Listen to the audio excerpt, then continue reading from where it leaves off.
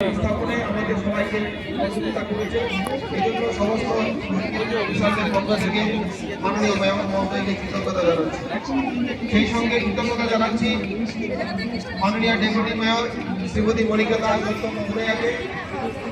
মাননীয় deputy mayor মহোদয়া আমাদেরকে এই মেলার সুস্থ বাস্তবায়নে আমাদেরকে প্রত্যেকটা পদক্ষেপে পরামর্শ দানের মধ্যে দিয়ে সাহায্য করেছে।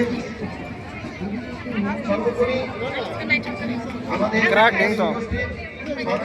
기자, 이 광고 줄랑줄랑다 기자.